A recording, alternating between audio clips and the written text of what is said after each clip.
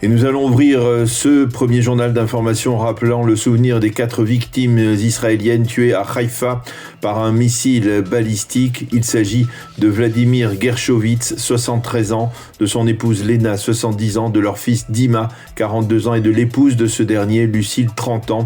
Les corps des 4 membres de la famille Gershovitz ont été retrouvés par les unités de sauvetage de la défense passive après de longues heures de recherche, et ce après qu'un missile balistique iranien ait frappé leur immeuble à Haïfa avant-hier en début de soirée.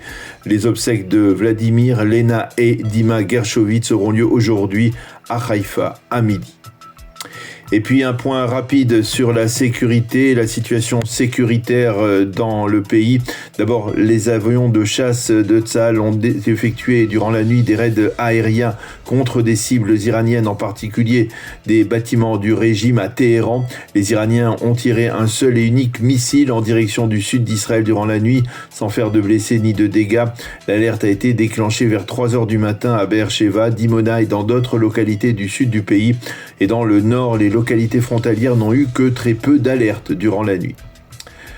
Tension grandissante au Moyen-Orient en perspective de la fin de l'ultimatum lancé par le président américain Donald Trump. Un ultimatum qui, je vous le rappelle, doit prendre fin la nuit prochaine à 3h du matin, heure israélienne. Dans une conférence de presse hier soir, le président américain a adressé une mise en garde très sévère aux Iraniens. Nous pouvons détruire l'Iran en une seule nuit et cela pourrait être la nuit prochaine. Nous avons un plan pour détruire chaque pont et chaque centrale énergétique et ils ne pourront jamais être réutilisés.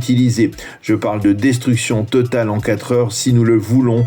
Le président Trump a consacré l'essentiel de sa conférence de presse au sauvetage qu'il a qualifié d'historique du pilote navigateur américain dont l'avion F-15 avait été abattu par la défense aérienne iranienne.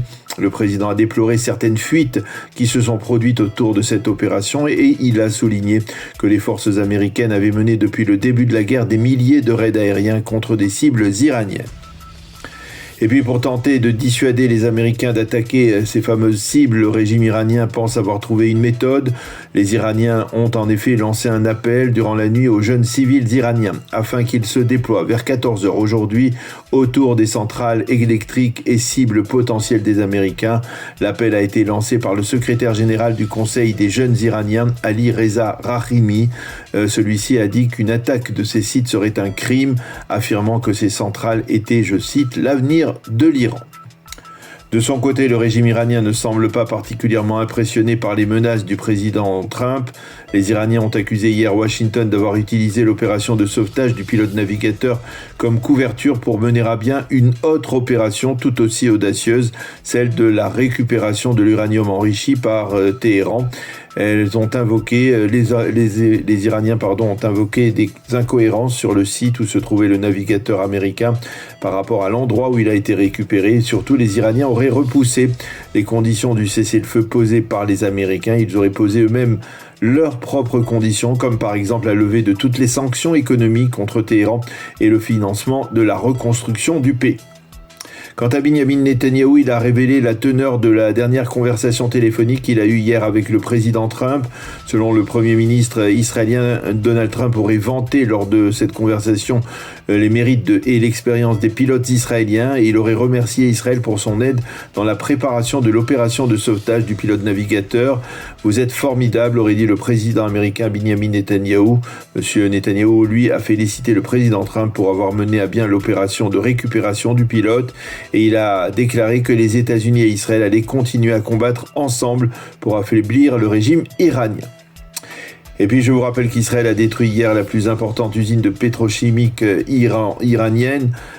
C'est le Premier ministre Netanyahou qui l'a aussi confirmé. Cette usine produit la moitié de la production de pétrole du pays. Elle est située sur le golfe Persique. Dans sa vidéo, Benjamin Netanyahou a déclaré « Nous sommes en train d'éliminer systématiquement la machine à cash iranienne en frappant ces usines, mais également ses membres responsables. » Et celui qui a fait les frais hier de l'efficacité de l'armée de l'air a été le commandant en chef des renseignements militaires au sein des gardiens de la Révolution, Majid Kadami. Celui-ci avait été nommé à ce poste en juin dernier après l'élimination, toujours par Israël, de son prédécesseur. Et puis enfin, la défense passive de Tsahal a établi de nouveaux délais d'alerte qui entreront en vigueur aujourd'hui à partir de midi. La défense passive a décidé en effet de prolonger les délais de réaction de la population à des alertes dans certaines zones du pays comme la vallée du Jourdain et le plateau du Golan. Désormais, les habitants de ces régions disposeront de plus de temps pour se mettre à l'abri en cas de tir de missiles ou de drones ennemis.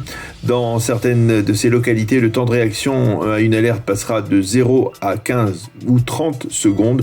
Tout dépendra de la proximité des zones à risque. C'est la fin de ce premier journal d'information. Eh bien, nous avons le plaisir d'être en ligne ce matin avec Gérard Vespierre. Gérard, bonjour. Bonjour à vous. Merci d'être avec nous ce matin. On a besoin de votre éclairage pour savoir où on va dans le conflit entre Israël, l'Iran et les États-Unis, mais on a aussi besoin de votre éclairage pour comprendre les derniers développements et en particulier ce qui s'est passé avec, on va dire, le crash de cet avion de chasse américain et on va dire la récupération presque miraculeuse, on peut peut-être utiliser le terme, du pilote et du navigateur. Est-ce que vous avez une idée de la manière dont ça s'est produit et qu'est-ce qui a permis, on va dire, aux forces américaines de retrouver en particulier le navigateur qui restait pendant 2 jours, on va dire, en territoire iranien et hostile? Alors, je pense que si on essaye de reconstituer à l'envers les opérations, pour mener de façon aussi magistrale une opération avec plusieurs avions de transport imposés en territoire ennemi, des hélicoptères, peut-être 100 à 200 commandos des forces spéciales, il a fallu un temps de préparation, de simulation de l'opération. Et si on ajoute toutes ces heures, eh bien, on commence à s'apercevoir que le repérage du deuxième pilote, donc adjoint au système d'armement, etc., eh bien, certainement, c'est fait très très tôt et peut-être même, j'irais jusque-là, immédiatement. C'est grâce à un repérage pratiquement immédiat que toute cette opération a pu être mise en place.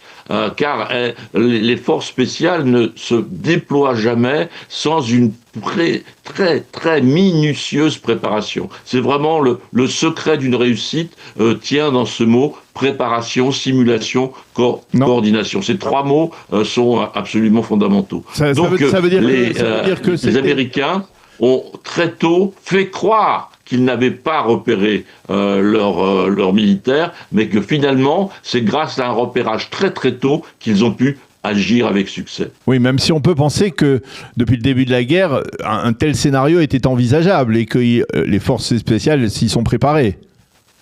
Oui, elles sont préparées, elles étaient très certainement basées au Koweït, mais entre être préparées et puis effectivement rentrer à 100-150 km au maximum à l'intérieur d'un territoire ennemi, faire des posées d'avions de transport, hélicoptères, etc., il faut connaître le terrain, avoir une coordination entre cette force assez conséquente, n'est-ce pas? Parce que quelquefois, il y a simplement un commando, une dizaine d'hommes qui interviennent. Là, c'était un format beaucoup plus important pour tenir le périmètre et avoir vraiment une bulle qui isolait le pilote et donc pouvoir frapper toute troupe iranienne qui se serait aventurée dans un périmètre défini à l'avance. Donc il y a effectivement le savoir-faire qui est une pratique de tous les jours, mais après il y a s'adapter aux circonstances, une intervention à près de 2 km, 2000 mètres d'altitude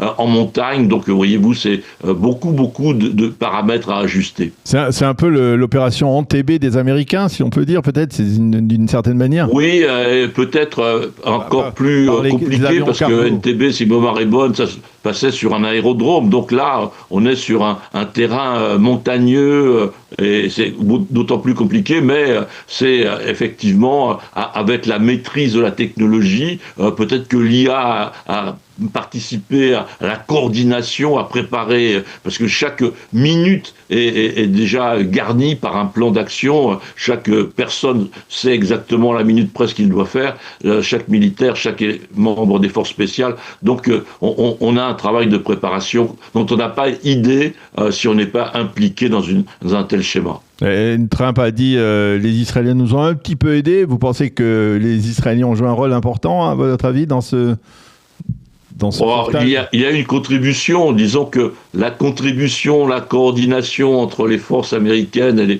et donc Israël, ce sont des dizaines d'années, n'est-ce pas, donc d'épaule contre épaule. Donc là aussi, il y a dû y avoir peut-être des renseignements au sol ou je ne sais exactement ce qui a pu se passer, mais l'ensemble de l'opération depuis le 28 février est un mano et de la mano. Donc et il y a aussi vraisemblablement cette même, je dirais, coopération très étroite entre les deux forces. Alors, on va essayer de se projeter dans les prochaines heures, prochaines 48 heures. L'ultimatum de Donald Trump est en train de se terminer. Il l'a prolongé de 24 heures. On a beaucoup de mal à imaginer qu'il puisse y avoir un accord. Vous avez un schéma, un pronostic à nous donner de ce qui peut se passer dans les prochaines 48 heures. Est-ce que Donald Trump va aller jusqu'au bout, ou alors c'est encore une fois il va reculer et prolonger un ultimatum, ou alors c'est la bonne là cette fois? C'est vraiment très très difficile à discerner, et là vous me faites faire un exercice particulièrement délicat. J'aurais tendance à dire que Donald Trump, n'est-ce pas, c'est le roi du micro. Donc il a effectivement le verbe, hélas, beaucoup trop léger, beaucoup trop facile, mais en termes d'action, ce n'est pas lui qui porte les 300 avions, les 2 porte-avions sur ses épaules, c'est le Pentagone. Donc quels sont les plans du Pentagone? Ça, c'est beaucoup plus difficile aussi à discerner. Je dois vous dire que quand on se rend compte de la concentration de force qui a été mise en place entre effectivement 200 chasseurs-bombardiers israéliens, 300 chasseurs-bombardiers américains, les B1 sont venus, B2, B-52, on a du mal à s'imaginer qu'une telle force depuis 5 semaines va simplement aboutir à remplacer un mollah par un général des gardiens de la Révolution. Ouais. Donc j'aurais tendance à penser qu'une telle puissance de feu, un tel engagement dans le temps est destiné à faire tomber in fine le régime. Donc ce qui, je crois, doit attirer notre attention, c'est le deuxième volet de l'opération. Quand les bombardements vont s'arrêter, que va-t-il se passer à l'intérieur de l'Iran? Et Trump a dit hier qu'effectivement les Américains avaient commencé à livrer des armes par l'intermédiaire des forces kurdes qui traversent facilement la frontière entre l'Irak et l'Iran à la résistance intérieure iranienne.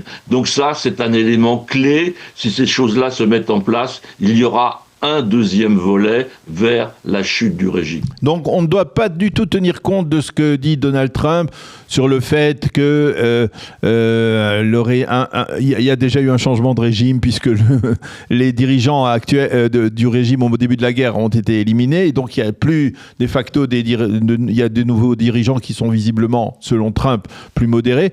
C'est-à-dire, tout ça, ce sont des paroles pour parler, pour essayer de dérouter l'adversaire, c'est l'objectif? Oui, c'est encore une fois du leurrage et de la simulation, si vous voulez, ou la dissimulation, plus exactement, dissimulation. Donc, si vous dites à votre adversaire, je vais vous renverser, il est bien évident qu'il va se battre dos au mur jusqu'à la limite de ses forces. Donc, le fait d'entretenir ce flou en disant, finalement, on a déjà obtenu ce qu'on voulait, vous amoindrissez au moins psychologiquement la pression sur l'adversaire, tout en menant votre propre plan à son terme. Donc je crois qu'effectivement, il y a de la dissimulation à travers ce mot changement de régime, parce que pour le moment, on n'a changé que des noms, n'est-ce pas? Oui. Ou même que des prénoms. On n'a pas changé la nature, la structure juridique et constitutionnelle de la République islamique d'Iran. Alors, vous êtes surpris, vous, en tant qu'observateur, géopolitologue, de ce que l'on pourrait appeler d'une certaine manière la capacité du régime iranien à encaisser les coups et même à en renvoyer quelques-uns un peu partout en Israël et dans le Golfe Persique?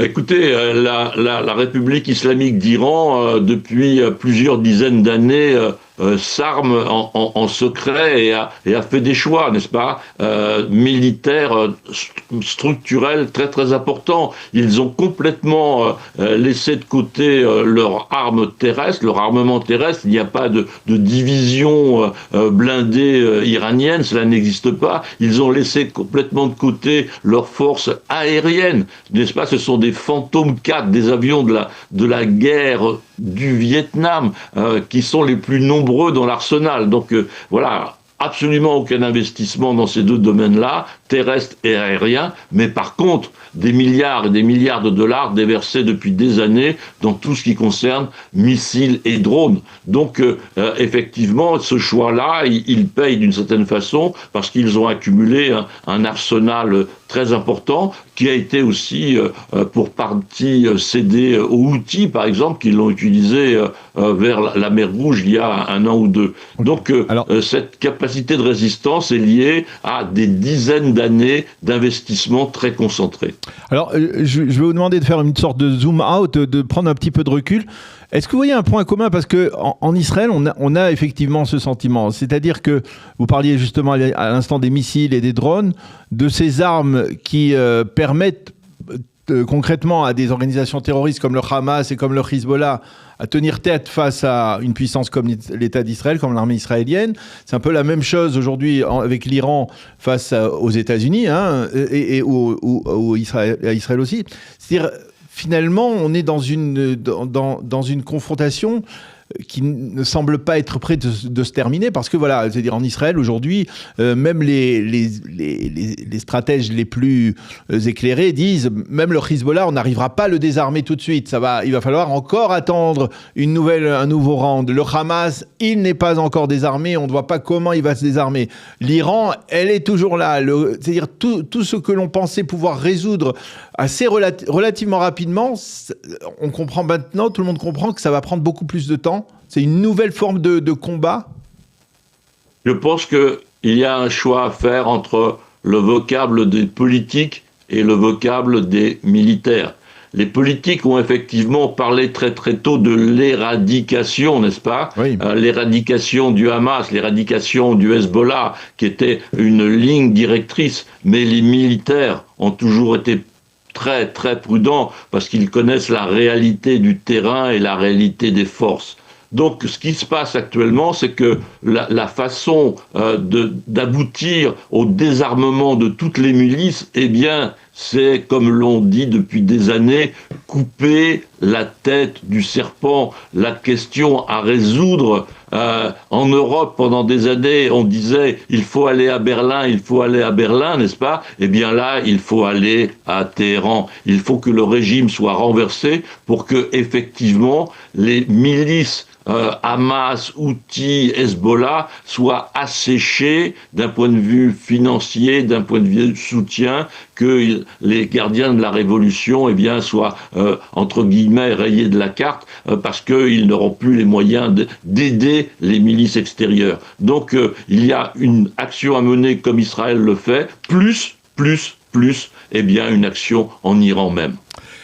Eh bien, Gérard Robespierre, merci beaucoup de nous avoir éclairé sur ces dossiers de l'actualité brûlante, hein, à la fois sur ce qui a pu se passer pendant les 2 jours où ce pilote navigateur américain était au sol dans l'espoir de retrouver les Américains qui sont venus le sauver, effectivement. Et merci aussi pour les perspectives, même si, effectivement, il faut être prudent. On ne sait jamais avec Donald Trump. Merci de vos éclairages. À bientôt, Gérard. À bientôt. Merci. Merci Daniel, au revoir.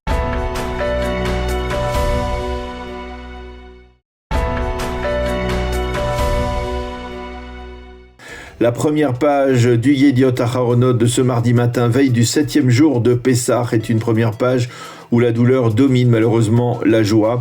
C'est une première page dans laquelle on peut découvrir les photos des 4 membres de la même famille qui ont été tués dans l'effondrement d'un immeuble avant-hier soir à Haïfa, un immeuble soufflé par un missile balistique iranien. Les parents, Lena et Vladimir Gershovitz, âgés respectivement de 70 et 73 ans, Leur fils, Dima, 42 ans, et son épouse, Lucille, 30 ans. Une famille entière enterrée sous les décombres de cet immeuble et qui en ont été extraits après 14 heures de recherche. Et dans cette première page, une photo de Donald Trump avec sa déclaration choc d'hier. Tout l'Iran peut être effacé dans la nuit, mais les négociations vont se poursuivre. Toujours dans cette première page, une photo de la colonelle Efrat Kaikov-Levy, qui est une jeune commandante qui commande une brigade d'artillerie dans Tsahal et qui combat avec son unité le Hezbollah au sud Liban. Et puis pour tenter de réunir ces titres et cette réalité complexe, il y a en première page l'éditorial de Hanor Norm qui nous rappelle la période que nous vivons. Un éditorial dans le Yediot intitulé « La douleur et la gloire ». Ce sont des grands jours, mais aussi des jours difficiles, écrit-il.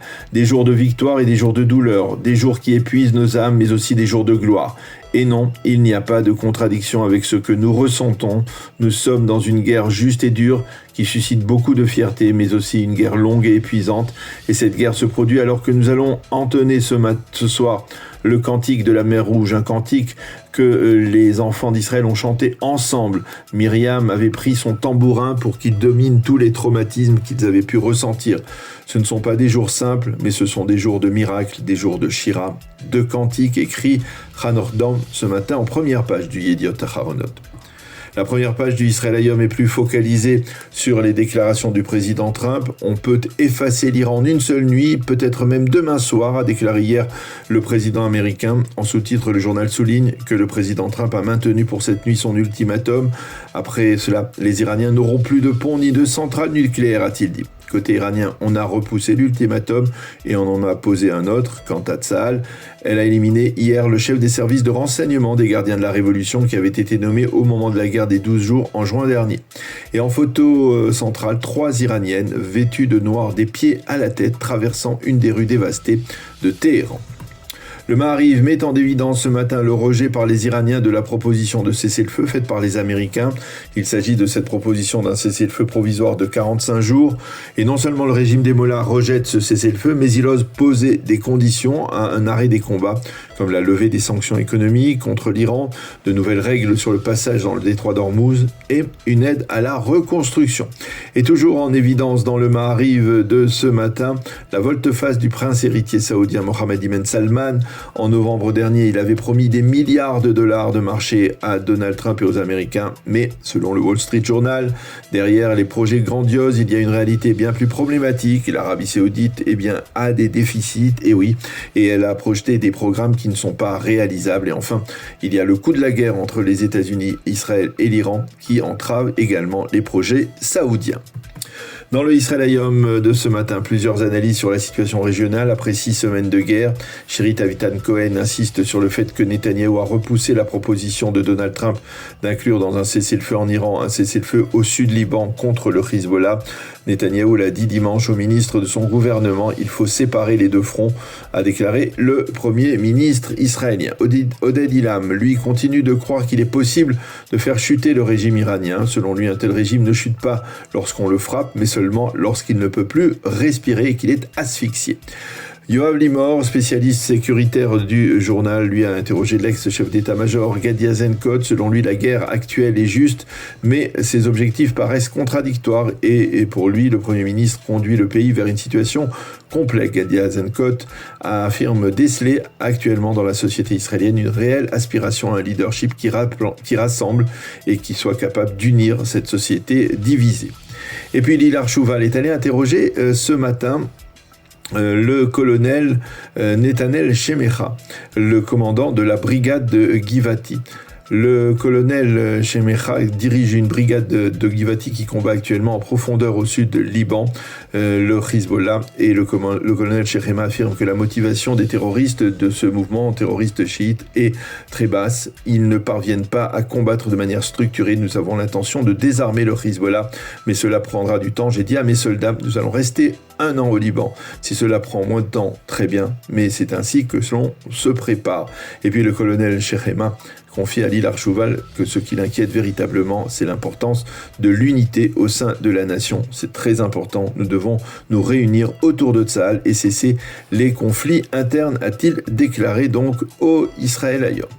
Et enfin, les quotidiens israéliens nous projettent déjà vers la Mimouna qui sera célébrée en Israël demain soir et jeudi après le 7e jour de Pessah qui débutera ce soir. Une moufleta sous le feu de l'ennemi, titre le Yediot Aharonot en nous montrant des familles d'origine marocaine qui se préparent à la célébration. Nous allons faire la fête, certes, mais une fête réduite à cause de la guerre, affirme la famille Barchéchat, tandis que les femmes de la famille Chétrit, en cafetan de cérémonie, affirment la tradition est plus forte que les alertes. C'est la fin de cette revue de la presse. Chag Sameach. Eh bien, nous avons le plaisir, en cette veille de Shvi, Shel Pessah, dernier jour de la fête de Pessah, d'être en ligne avec Michel Bensoussan, le docteur Michel Bensoussan. Michel, bonjour, Boker Tov. Boker Tov, Moadim les Simcha. Moadim les Simcha. Merci d'avoir accepté de répondre à nos questions. On voudrait avec vous mieux comprendre la signification de cette journée, de ce soir et de demain. Shvi Shel Pessah. Peut-être on profitera aussi de vos origines marocaines pour parler d'après la fête de Shvi Shel Pessah et de la célébration de la Mimouna. Mais en tout cas, on va d'abord se focaliser sur le Shvi Shel Pessah. Et en fait, je voudrais débuter notre conversation d'un poème qui est assez célèbre de Yehuda Amichai, le célèbre poète de Jérusalem, qui justement dans un poème qui s'appelle Miracle et qui justement prouve qu'on n'a peut-être pas toujours la capacité de voir les miracles, ou alors il explique que peut-être qu'on a tendance parfois à voir des choses qui sont miraculeuses alors qu'elles ne le sont pas, il écrit comme ça, il décrit le miracle de la mer Rouge, donc qui est bien entendu le miracle de Shvi Shel Pessah, en disant même celui qui a traversé la mer Rouge à pied sec n'a vu que le dos transpirant de celui qui marchait devant lui. Et la question que je vous pose, c'est finalement, est-ce que d'abord les Bnei Israël, ils étaient conscients du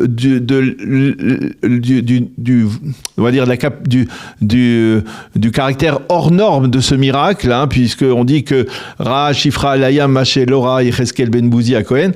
Et est-ce qu'ils étaient capables de voir ce miracle, ou alors finalement ils étaient en train de marcher tout simplement parce que Moïse leur avait dit de marcher, et que nous peut-être aussi aujourd'hui 3300 ans plus tard on a des difficultés à voir les miracles qui nous entourent. Oui, j'aurais bien aimé être une petite souris à l'époque pour pouvoir vous répondre. Le fait est qu'ils ont dit un chant élogieux juste après, donc ils étaient quand même assez conscients de ce qui se passait. Oui, mais après ils se sont plaints. Pardon ? Après ils se sont plaints très rapidement aussi, C'est vrai.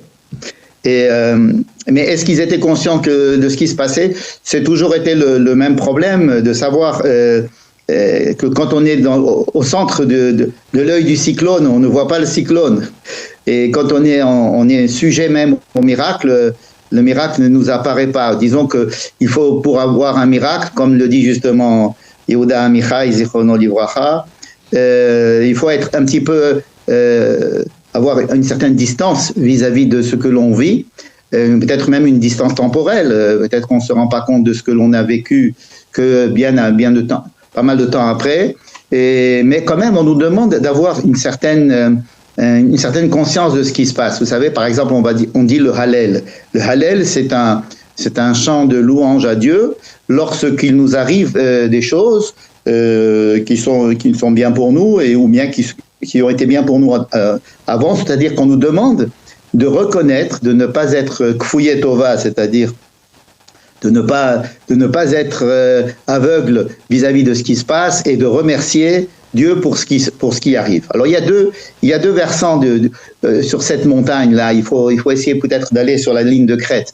D'un côté, nos rabbins ont eu très peur des faux messies, par exemple. Vous savez, à Rambam, il dit lorsque le Messie va arriver, il va falloir qu'il fasse une chose, deux choses, trois choses, quatre choses, mais jusqu'à ce qu'il n'ait pas fini de faire tout ce qu'il devait faire pour la vraie délivrance, alors il sera toujours potentiellement Messie, mais il ne pourra pas être Messie Vadaï, sûrement le Messie. C'est-à-dire que ce n'est pas parce qu'une chose arrive et qu'on est troublé, on est émerveillé par ce qui se passe en pensant qu'on est en train de vivre quelque chose d'historique, qu'il faut tout de suite aller courir à interpréter les choses d'une certaine manière.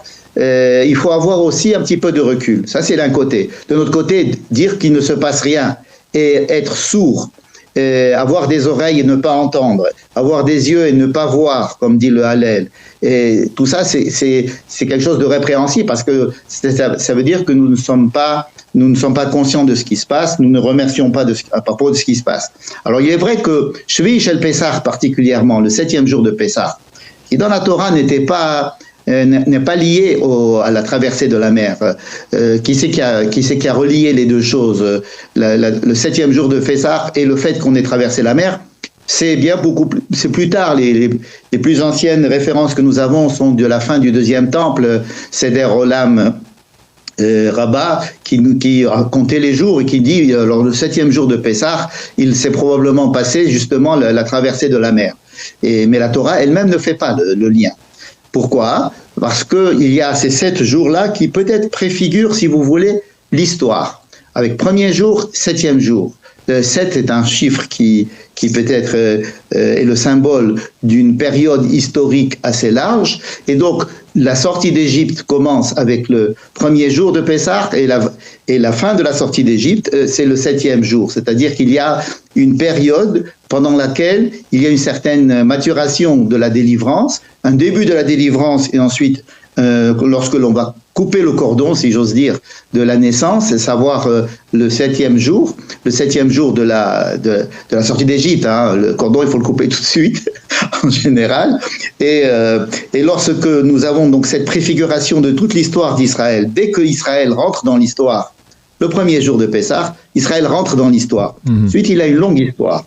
Et cette longue histoire, il faut qu'il sache qu'elle est longue d'abord.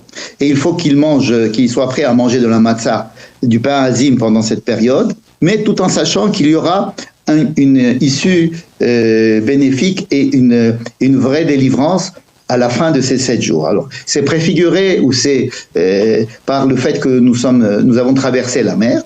Le fait de traverser la mer, c'est quelque chose d'extraordinaire parce que ça montre vraiment toute l'ambiguïté de la délivrance d'Israël.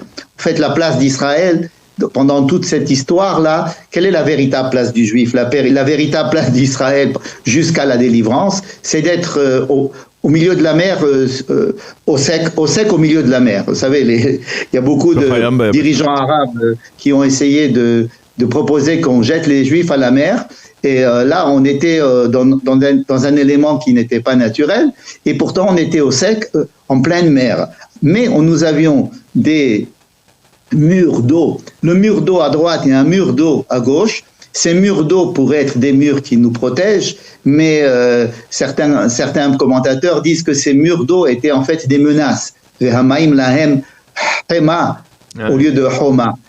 C'est-à-dire qu'il y avait une menace de ces murs et comme si on était dans notre petit pays d'Israël, on était tranquillement, on marche, comme dit Yehuda Amichai, on ne fait attention qu'à la sueur du dos de celui qui nous précède. On peut être aussi gêné par la boue et dire oh là là, mais pourquoi est-ce que la terre nous salit les pieds? Pourquoi est-ce que vous poussez derrière? Arrêtez de pousser derrière. On peut avoir toutes sortes de réactions, des petites réactions, alors qu'on ne voit pas l'image énorme qui est celle que nous sommes au milieu de la mer.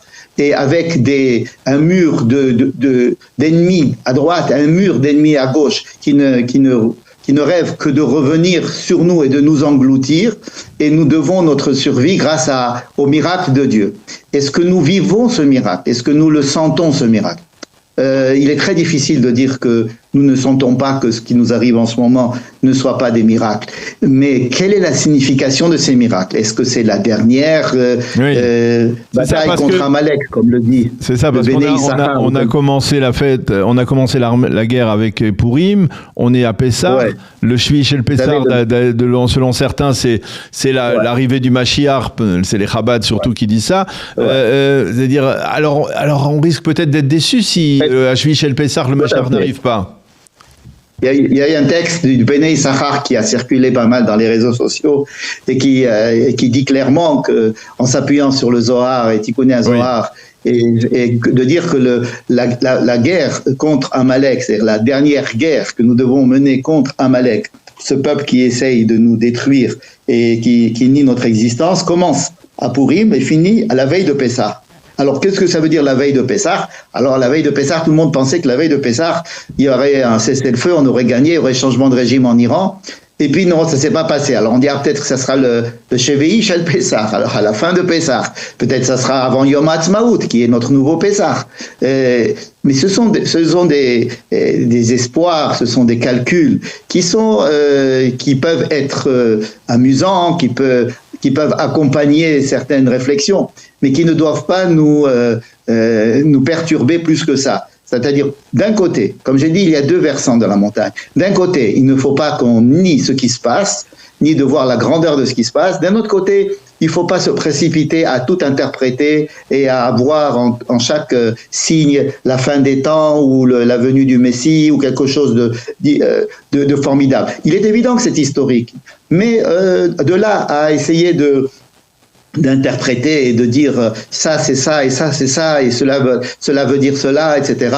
Je pense qu'il y a ici une étape à ne pas franchir. Oui, mais c'est la dissonance entre d'un côté justement cette aspiration, c'est-à-dire Becholiom Achakelo, Becholiom Sheyavo, et d'un autre côté le fait de dire même quand on a quelque chose, le sentiment, quelques indices qui nous laissent penser qu'on est dans cette période, et bien de se dire non, calmons-nous, ne nous énervons pas. Oui, il faut faire les deux. C'est pas calmons-nous, fermons nos yeux. Ouvrons les yeux, bénissons Akadosh Baruch Hu de nous faire des miracles, sachant que nous sommes en train de vivre un processus de délivrance. Cela est évident.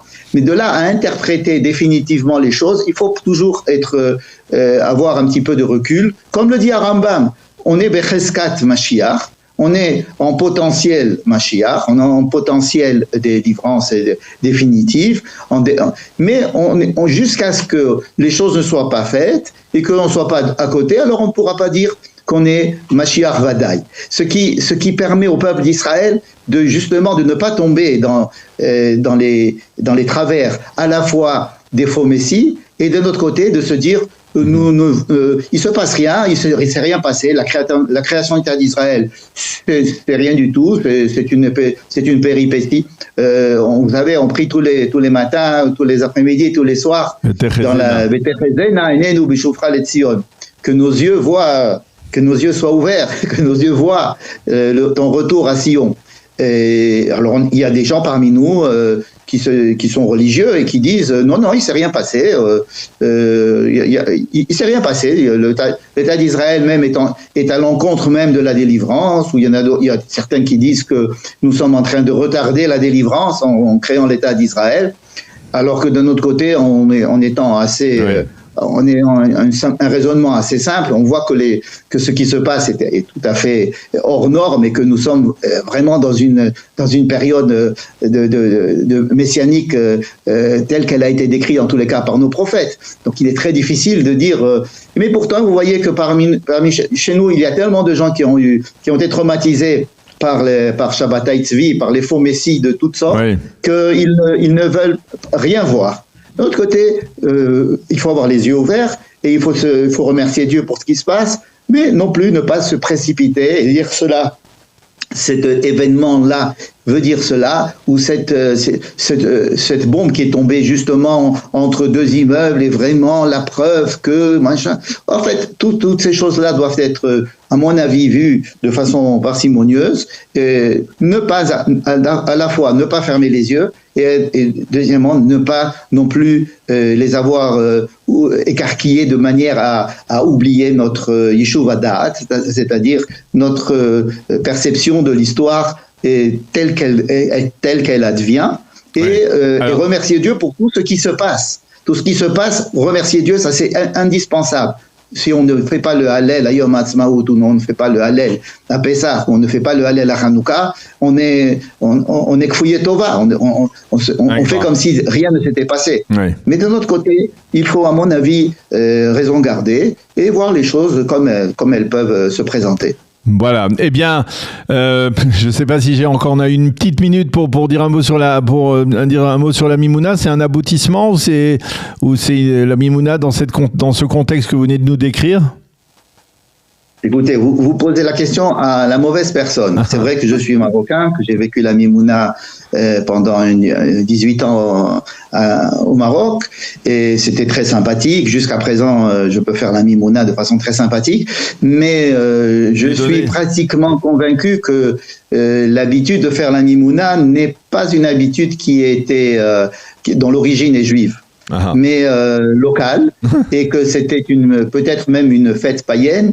Et nous savons, comme souvent les Juifs savent le faire, on a cachérisé cette fête sympathique de la Mimouna qui se passait à ce moment-là, à cette époque-là de l'année au Maroc, et on en a fait une fête juive.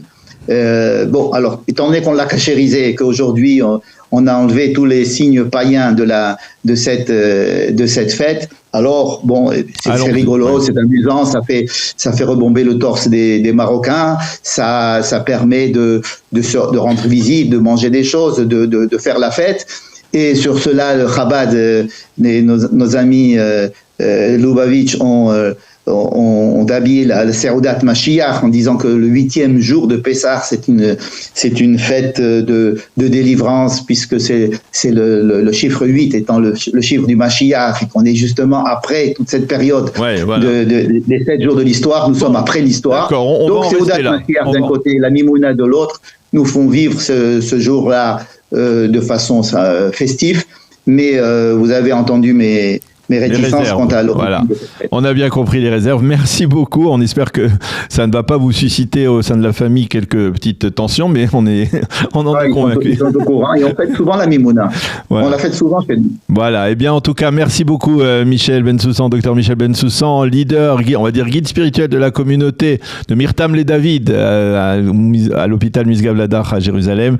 Et on vous souhaite une bonne fête de Pessah, Shvi, Shel Pessah, Chag Sameach, et merci pour tout. À bientôt. Sameach et Besorot Tovot.